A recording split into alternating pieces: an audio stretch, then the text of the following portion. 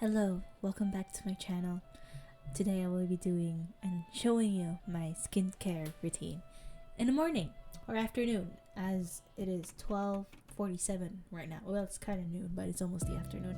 Anyways, before I show you my skincare routine, I guess I could probably discuss about my skincare journey and the state of my skin right now. My skin isn't always like this, obviously, because I have a entire routine and a regime.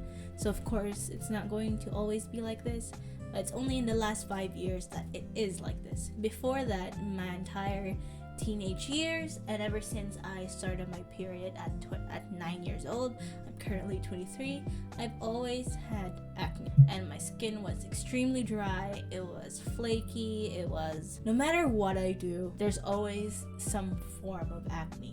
My skin hasn't been this clear of acne and this hydrated and moisturized and like ever. I try my best to form some kind of skincare routine, and I've only really started to build my skincare routine that is for my skin when I was like 15 or 16. I wanted to build a skincare routine that would help me hydrate my skin to get rid of the dryness and the flakiness, and by extension the acne. My mom was really keen on getting rid of the acne. We tried to find products that will really target the acne. Whenever I tried a new product, it worked for a few weeks and then it just stopped working. All of a sudden my acne comes back. So then around like 19 or 20 years old, eventually I just went with a moisturizer, which is CeraVe. That kinda helped with my acne, but not really. It was still coming back. But it did help with my dryness and flakiness, and now my skin is very oily at that point. It made my forehead very shiny, which makes it even bigger than it already is. And I also didn't like that. But it kind of solved my dryness problem when it comes to my skin. So I just stayed with that. Eventually though, I went to a dermatologist and they recommended me benzoyl peroxide and clindamycin gel. I'm reading off from my prescription because to this day I still have it, and that is what they prescribed to me, and vitamin A. I'm pretty sure it was vitamin A cream for night routine. It really helped. I also had aloe vera, so it was just a 3-step skincare regime. And it's not until the beginning of this year, or like last year, where I started to build upon my very simple 3-step routine of cleanser, cream, and moisturizer. I already did this first step when I was showering, but the first thing you need to do is obviously to cleanse your skin. This is skincare. This is a cleanser that I use. It's called Spectro Sensitive Skincare. It is a cleanser for blemish-prone skin, and it is fragrance-free. And that is really important for my skin, because if there's just a hint of fragrance, then I would have problems. And I also have eczema. I had like an eczema flare-up a couple of years ago, I think around 2020 or 2021. So my skin is extremely sensitive, so this is really important, that the fact that it is fragrance-free and for sensitive skin. The next step is putting on my toner. Now this is where I get a little confused. I have a chemical exfoliator prescribed by my dermatologist. You're supposed to do exfoliation before the toner. However, I noticed that if I put the exfoliator first and then the toner, my skin gets irritated.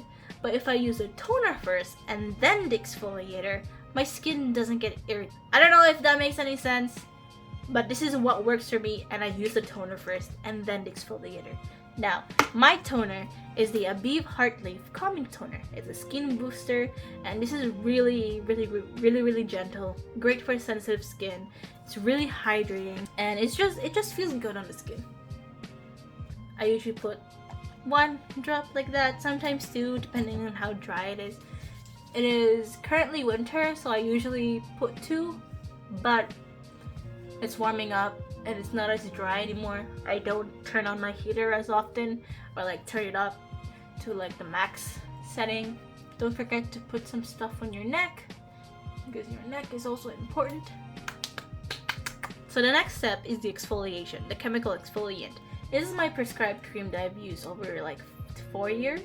Yeah.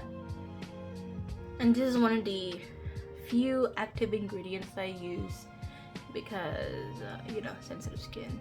You're supposed to put a very thin layer on it if you put too much, then I would probably have chemical burns or like irritation.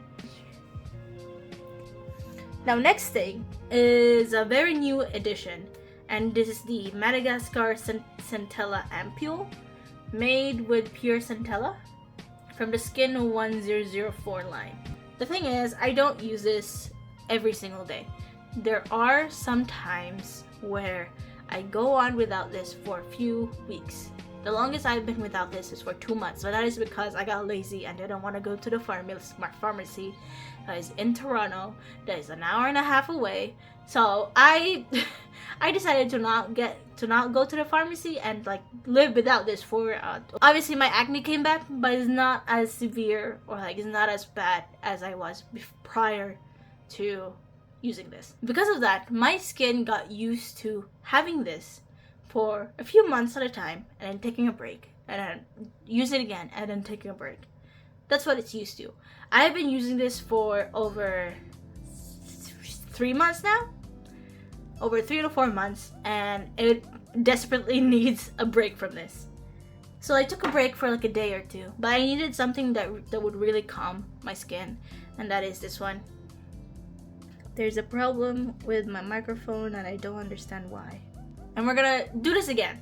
We're gonna discuss what an ampoule is. So an ampoule is basically a product that boosts your skin, gives a little bit of extra care, maybe because, you know, it's the middle of winter and it's extremely dry, or like you just needed some kind of oomph, some oomph in your skincare regime. It doesn't have to be for dry skin. It could be for something else, depending on what the formula is. Yeah, that's basically what an ampoule is. But this specifically, it is within the packaging that, and also the line itself, is that this was advertised for daily use. Yeah, but I don't know if I'm gonna use this for daily use, because when I put too much product in my skin, it gets really, really oily. So I'm just gonna use this when I need it. Lately, my skin has been kind of irritating, probably because of the drastic weather changes within Canada, and it's just reacting to the environment. And I needed more soothing material within my regime. I have currently 3 products with active ingredients. I use one of them in the morning and 2 of them at night, so I have like extra care during nighttime. And then for the moisturizer, I use this thing. This is the Etude House Jung Hydroberry Cream. It is pure and mild and hydrating. It's 92.2% something. That is in Korean, so I can't really read that. And this is the product that I replaced CeraVe with. I love the formula. It's very gentle. It's very, it helps moisturize my skin. I mean, it's a moisturizer after all. It doesn't sting my skin as some moisturizers do. It doesn't feel greasy as some moisturizers are. So this is really good for my skin, because I hate greasiness and I hate the feeling of grease, like excess oil in my skin and liquid and cream, and just it doesn't feel heavy basically. Now most days, that is my entire regime, sunscreen makes my skin really, really extremely oily for like no reason. I don't understand why it keeps on making my skin oily. Not having sunscreen is like a cardinal sin in the skincare world. So therefore, I'm just gonna show you the skincare that I occasionally use. The sunscreen that I use is the Innisfree Intensive Long Lasting Sunscreen EX with 50 plus SPF. And I use this more often now because I'm trying to get my skin to be used to this. Actually doesn't make my skin really oily. It's just that if I use it in consecutive days, for some reason, it makes it oily.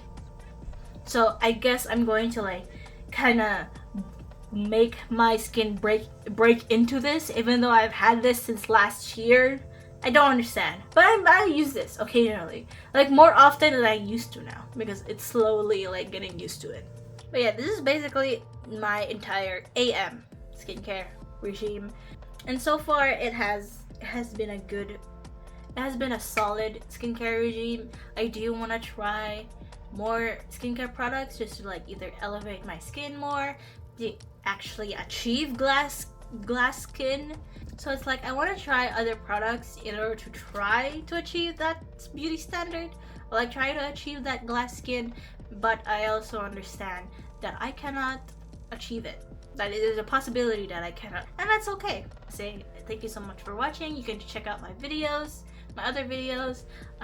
Subscribe. I don't like to ask people to subscribe, and I'll see y'all in the next video.